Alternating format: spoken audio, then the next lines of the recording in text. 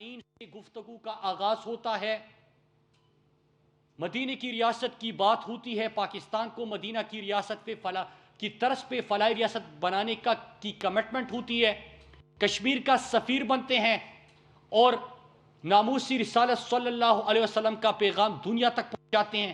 ختم نبوت کے حوالے سے، ناموسی رسالت کے حوالے سے اربعہ مسلمانوں کی جو دل آزاری ہوتی ہے اظہار رائے کی آزادی کے نام پہ، اس کے اوپر عمران خان بات کرتے ہیں۔ عمران خان کی فلسطین کی بات کرنا، کشمیر کا مقدمہ لڑنا، اس کو انٹرنیشنلائز کرنا دنیا کی آنکھوں میں کٹکتا ہے، اور حال ہی میں ڈس انفو لیب کی رپورٹ بھی آپ کے سامنے ہے کہ کس طرح دشمن اور عالمی طاقت سازش میں مصروف ہے۔ لیکن یہاں پہ فضل الرحمان کی جماعت کا اسرائیل وفد جانا نواز شریف کے دور میں، مطلب یہ اعتراف ہو چکا، اس کے بعد کیا چیز رہتی ہے؟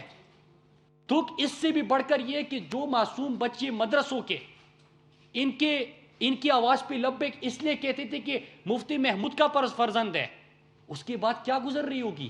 یہ کس سازش کا حصہ تھے؟ دوسری چیز، ہمیشہ سے سنتے تھے کہ JUI نعرہ لگاتی تھی گو امریکہ گو، لیکن ویکی لیکس میں جو انکشاف ہوا کہ یہی فضل الرحمان امریکہ کے سفیر این پیٹرسن کو کہتا ہے کہ مجھے خدمت کا موقع دو، میں زرداری اور نواز شریف سے اچھی خدمت کروں گا۔ یہی فضل الرحمان ان کو کہتا ہے، اس کا تو ووٹ ہے ہی برائے فروخت، لیکن وہ کہتا ہے کہ میری جماعت کا ووٹ برائے فروخت ہے آپ کے لیے۔ اپنی جماعت کے لوگوں کو بھی اس نے بیچ دیا۔ صرف یہ نہیں، نیٹو افغانستان میں جب جنگ ہو رہی تھی اور نیٹو کو سپلائی یہاں سے جا رہی تھی، تو نیٹو سپلائی کے دھندے میں بھی فضل الرحمان شامل رہے۔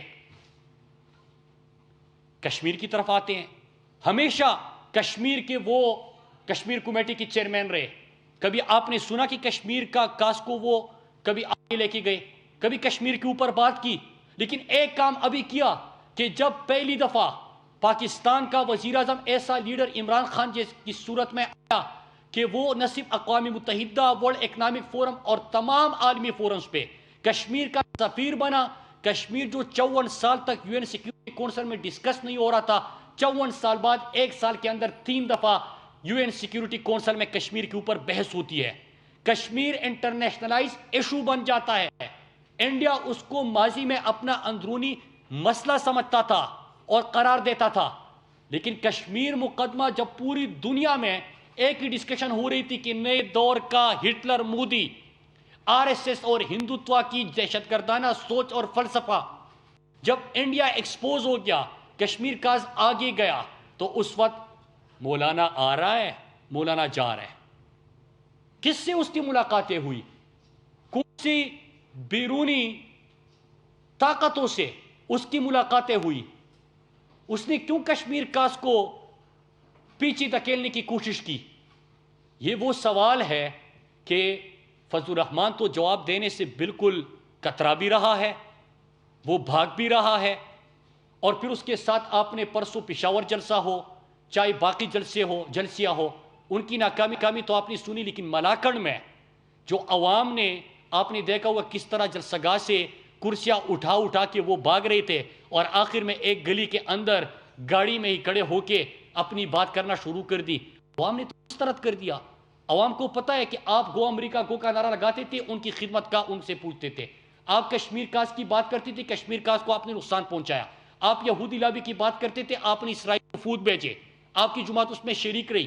آپ افغانستان کی جنگ کے حوالے سے بات کرتے تھے، لیکن نیٹو سپلائی کے دندے میں آپ شامل ہو گئے۔ اور تو چھوڑے، حرام کی بات کرتے، خاتون کی حکمرانی حرام ہے۔ پھر ڈیزل کے پرمٹ پہ خاتون کی حکمرانی کو کس بہترین انداز میں اس نے حلال قرار دیا، وہ بھی آپ سب کے سامنے ہیں۔ تو اسی لیے عوام نے تو مسترد کر دیا، روزانہ ٹی وی کھیل رہے ہیں۔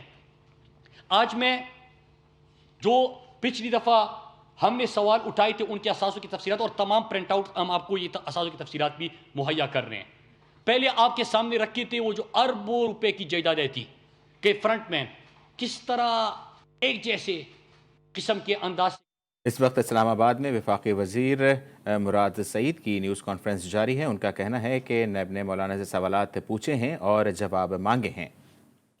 جو تحقیقات ہوگی وہ سامنے چیزیں آ جائے گی. فرنٹ مین محمد رمضان کی کہانی تو آپ کو بتائی گئی تھی پچھلی دفعہ کہ کتنی جائیدادیں تھی، اربوں کی جائیدادیں تھی. اب اس کا بیٹا بھی ہے، وہ ایکسین ہے، اور کس طرح وابڈا کی، پی ڈبلیو ڈی، ان سکیموں کو کس انداز سے استعمال کیا جاتا ہے. 2 ارب کا ایک ٹینڈر ہوتا ہے، اور 2 ارب کا ٹینڈر ہوتا ہے، لیکن کیا پیسہ لگتا ہے؟ نہیں لگتا. چیک کلیئر ہوتے، ایک ایس ڈی او ہے، اس کے دستخط بھی ہے، وہ بھی تمام چیزیں ہمارے ساتھ موجود ہے. فرنٹ مین رمضان، جس کا میں نے کہا کہ بیٹا بھی ہے، وہ بھی فرنٹ مین ہے. بنو روڈ پر پلازا، ڈی اے خان تبلیغی مرکز کے سامنے 4 کروڑ کا بنگلہ اور بہت بڑی مارکیٹ. فرنٹ مین عید گل مینگل، موزہ نون، اسلام آباد. عید گل مینگل کی بات کر رہا ہوں. اب یہاں پہ بہت بڑی پلاٹنگ کر کے، یہ نون جو موزہ نون کی بات کر رہا ہوں اسلام آباد میں، پلاٹنگ کر کے اس کو بھی بیچنے کی اس وقت کوشش ہو رہی ہے، شروع ہے. اسلام آباد جب آپ انٹر ہوتے تو ایک پیٹرول پمپ آتا ہے، اس کے دائیں بائیں جو پلاٹ ہے بڑے ایکسپینسیو ہے، وہ بھی انہی کے ہیں. اس کے ساتھ وہی پیٹرول پمپ جو ہے اس کے پیچھے ایک بڑا پلازا بنا تھا، 2 پلازے بنے تھے، وہ 2 پلازے بھی انہی کے جو بیچ دیے، جی جو بیچ دیے. میرے فضل الرحمان اور اکرم درانی کا ہم نے آپ کو پچھلی دفعہ بھی چند حقائق سامنے لائے تھے کہ کس طرح 3 ارب مطلب 300 کروڑ کی پراپرٹی وہ بیچ رہے ہیں، بیچ دی. ٹھیک ہے. اس کے ساتھ ہی 200 کینال، چک شہزاد کی بات کر رہا ہوں، چک شہزاد 200 کینال کی جعلی ناموں پہ، فرنٹ مینوں کے ناموں پہ، وہ بھی زمین ان کی. اور میں آپ کو ایک اور چیز بتا دوں کہ پہلے آپ سوال کریں گے کہ آپ حکومت میں تو آپ کرتے کچھ نہیں ہے. بھائی حکومت تو یہ تمام تفصیلات میں آپ کو بندے کا نام بھی بتا رہا ہوں، ایڈریس بھی بتا رہا ہوں، آپ کو ویڈیو چاہیے وہ دے دوں گا، کاغذ چاہیے وہ دے دوں گا. میں نے آپ کو یہ بھی بتایا کہ حال ہی میں پلاٹنگ ہو رہی ہے، زمین بیچی جا رہی ہے، مطلب یہاں تک بتا دیا. اب ظاہری سی بات ہے کہ نیب ہے اور تحقیقاتی ادارے ہیں جو احتساب کا کام کرتے ہیں، یہ ان کا کام ہے. سوال نامہ بیچ دیتے ہیں، روزانہ دھمکیاں دیتے ہیں، سوال نامہ وہ بیچ دیتے ہیں، سوال ہم اٹھا لیتے ہیں، دھمکیاں کہ یہ اور دی جاتی ہے. فضل الرحمان کی صرف یہ پراپرٹیز نہیں، اگلے مرحلے میں یہ دوسری قسط تھی. تیسری قسط میں آپ کے سامنے میں آج ایک بہت بڑا اور انکشاف کرنے جا رہا ہوں کہ دبئی اور قطر کی نہ صرف آپ کے سامنے پراپرٹیز سامنے لائی جائے گی، انویسٹمنٹ سامنے لائی جائے گی، لیکن وہ لوگ آپ کو یہ بھی بتائیں گے جن کے ساتھ انہوں نے مل کر انویسٹمنٹ کیا ہے، وہ بھی آپ کے سامنے آئیں گے.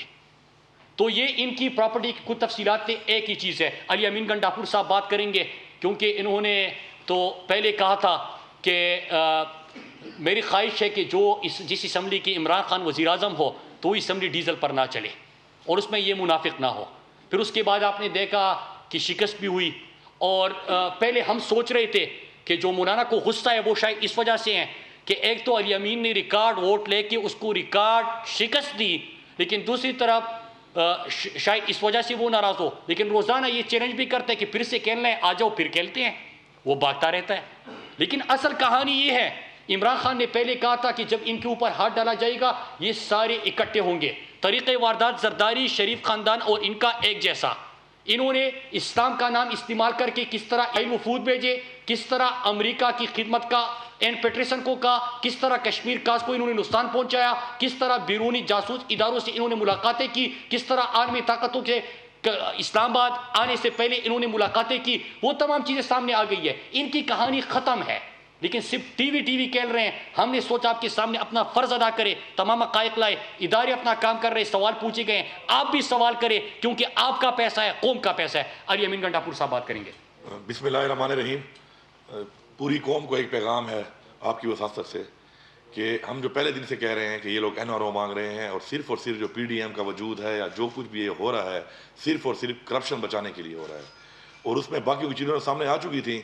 ایک یہ جو ان کا ڈاکوں کا سربراہ انہوں نے بنایا فضل الرحمان، وہ اپنے آپ کو بڑا سائڈ پہ رکھ کے شو کر رہا تھا کہ میں تو اسلام کے نام پہ سیاست کر رہا ہوں، اور اسلام کو آگے رکھ کے اور مدرسے کے بچوں کو آگے رکھ کے ایک بلیک میلنگ جو یہ پہلے دن سے کر رہا ہے وہ ہم نے عیاں کی آپ کے سامنے. اب یہ جو ڈیٹیل آپ کو دی ہے، اب فضل الرحمان بھی اربوں سے کھربوں کی طرف جا رہا ہے. اور یہ آپ کے سامنے جو چیزیں رکھی گئی ہیں یہ تمام لوگوں سے اگر انویسٹیگیٹ کیا جائے تو سامنے آ جائے گا کہ ان کے پاس کیا کوئی بنی ٹریل ہے.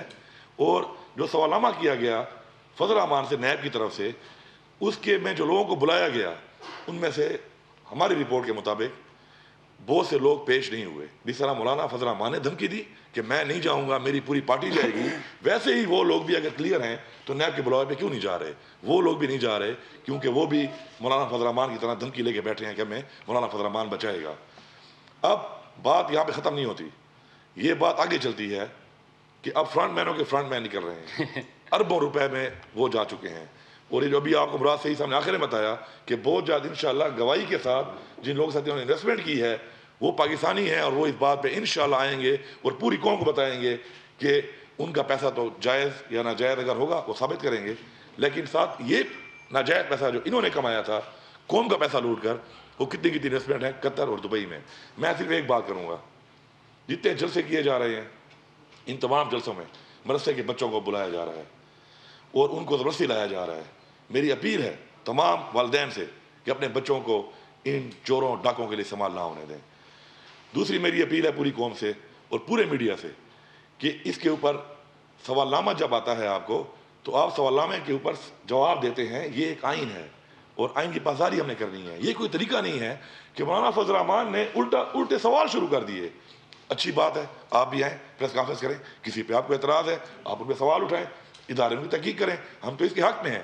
مگر اپنے آپ کو آئین سے بڑھا کے بیان کرنا اور اس طرح کے بیانات اور دھمکیاں دینا جو ہے وہ نہیں چلنے والی. مولانا فضل الرحمان یہ سن لو, تمہیں حساب دینا پڑے گا, اور تمہارے جو فرنٹ مین ہیں, تمہارے جو لوگ ہیں اور جو اور نکل رہے ہیں, ان کو بھی حساب دینا پڑے گا قوم کی لوٹی ہوئی دولت کو بچانے کے لیے.